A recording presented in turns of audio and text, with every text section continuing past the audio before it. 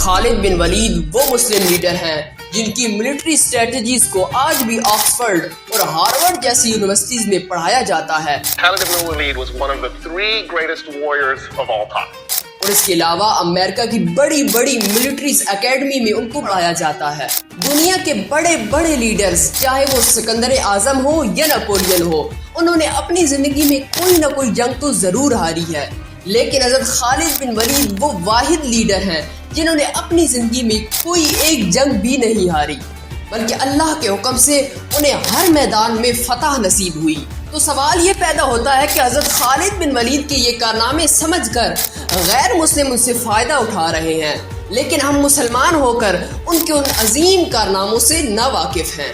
آج ہم اپنی نصابی کتابوں میں انگریزوں کے کارنامے سن کر بڑے مرعوب ہوتے ہیں, لیکن حقیقت یہ ہے کہ ہم نے حضرت خالد بن ولید کے کارنامے اور ان کی حکمت عملی کو پڑھا ہی نہیں. آخر وہ کون سی اسٹریٹجیز تھی جن کو آج بھی انگریزوں کی بڑی بڑی انٹیلیجنس ایجنسیز پڑھاتی ہیں؟ آئیں دیکھیں اس ویڈیو میں.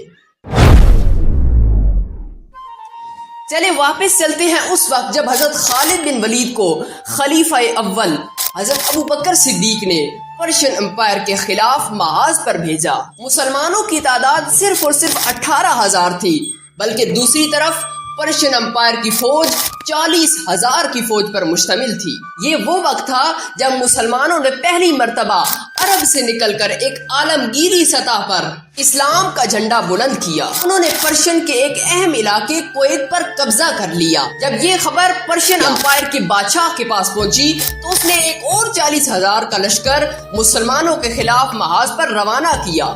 حضرت خالد بن ولید نے دشمن کی نقل و حرکت پر نظر رکھنے کے لیے اپنے جاسوس پورے پرشیا میں پھیلا دیے. انہی کی اطلاعات سے پتہ چلا کہ پرشیا کا ایک 40,000 کا لشکر ان کی طرف بڑھ رہا ہے. حضرت خالد بن ولید نے وقت ضائع کیے بغیر کویت کو چھوڑ کر ابو اللہ کی طرف پیش قدمی شروع کر دی. وہی ابو اللہ جو آج عراق میں واقع ہے. یہاں اب مقابلہ تھا 40,000 ایرانی فوج اور دوسری طرف مسلمانوں کی 18,000 کی فوج کا. پرشین فوج کے کمانڈر نے حضرت خالد بن ولید کو للکارا کہ آؤ مجھ سے لڑو, لیکن مسلمانوں کی فوج کے ایک عام سے سپاہی نے اس کمانڈر کا سر قلم کر دیا. اس کے بعد جنگ شروع ہوئی. پرشین فوج تعداد میں بہت زیادہ تھی, اسی وجہ سے مسلمانوں کو بہت زیادہ مالی نقصان ہونے لگا. تو اس کے بعد حضرت خالد بن ولید نے اپنی فوج کو پیچھے ہٹنے کا حکم دیا. ایرانیوں نے سمجھا کہ مسلمان بھاگ رہے ہیں, ہم یہ جنگ جیتنے والے ہیں, تو اس خوشی میں انہوں نے مسلمانوں کی فوج کا پیچھا کرنے شروع کر دیا. لیکن یہ سب حضرت خالد بن ولید کا ایک بہت اہم منصوبہ تھا. اب یہاں دیکھیں کہ مسلمان ایک سیدھی لائن میں پیچھے نہیں ہٹ رہے, بلکہ اس انداز میں پیچھے ہٹ رہے ہیں کہ دشمن کی فوج مختلف حصوں میں تقسیم ہونے لگی. جیسے ہی ایرانی فوج کی صفوں میں 2 بڑے خلا پیدا ہوئے تو حضرت خالد بن ولید نے اپنے گھڑ سوار دستوں کو حملے کا حکم دیا. مسلمانوں نے پرشین فوج کے مرکز کو گھیر لیا اور اسے کچل ڈالا. یہ جنگ حضرت خالد بن ولید کی بہت اہم منصوبہ بندی کا ثبوت ہے. کویت کے بعد اب عراق کا علاقہ بھی مسلمانوں کے قبضے میں آ چکا تھا, لیکن یہاں ایک بہت بڑا مسئلہ یہ آ رہا تھا کہ عراق اور مدینہ کے درمیان فاصلہ بہت زیادہ تھا.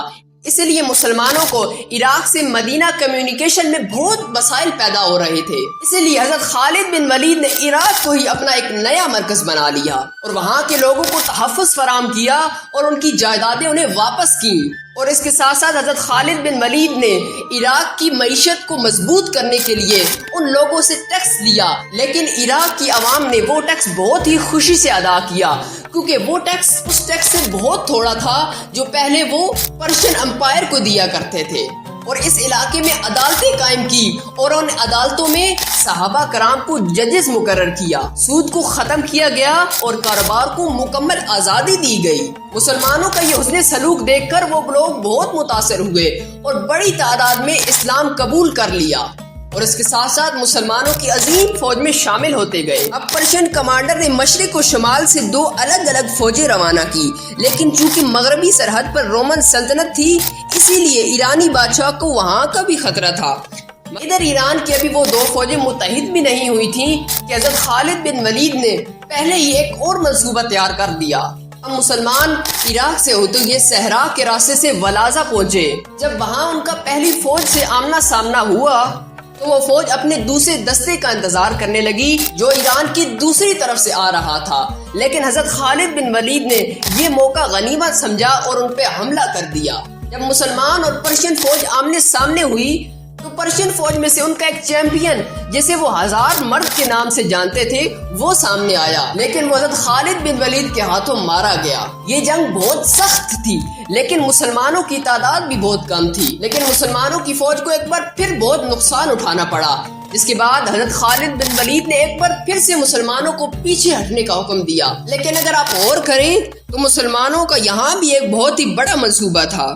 اب یہاں دیکھیں کہ مسلمانوں کے درمیانی دستے پیچھے ہو رہے ہیں، لیکن دائیں اور بائیں طرف کے حصے اپنی جگہ پر مضبوطی سے کھڑے ہیں۔ جیسے ہی ایرانی فوج نے دائرے میں داخل ہو کر مسلمانوں کو گھیرنے کی کوشش کی تو حضرت خالد بن ولید نے پیچھے سے 4000 گھڑ سواروں کے ساتھ حملہ کر دیا۔ اس حملے میں پرشین فوج بری طرح تباہ و برباد ہو گئی۔ اس کے بعد جلد ہی مسلمان ایران کی سرحدوں سے بہت آگے بڑھنے لگے اور یہاں تک کہ وہ ایران کے کیپٹل کے بہت ہی نزدیک آ گئے تھے۔ اس کے بعد جلد ہی حضرت ابوبکر صدیق نے مسلمانوں کو حکم دیا کہ اب رومن امپائر کی طرف بھی بڑھا جائے۔ جب دونوں سپر پاور نے دیکھا کہ مسلمان تو اب نکنے کا نام ہی نہیں لے رہے تو انہوں نے اپنی پچھلی 7 سالہ دشمنی کو بھلا کر مسلمانوں کے خلاف متحد ہونے کا فیصلہ کیا۔ کیا وہ اتحاد مسلمانوں کو روک سکے گا؟ دیکھنے کے لیے ہمارے اس چینل کو ضرور سبسکرائب کریں۔ ملتے ہیں نیکسٹ ویڈیو میں، تب تک کے لیے اللہ حافظ۔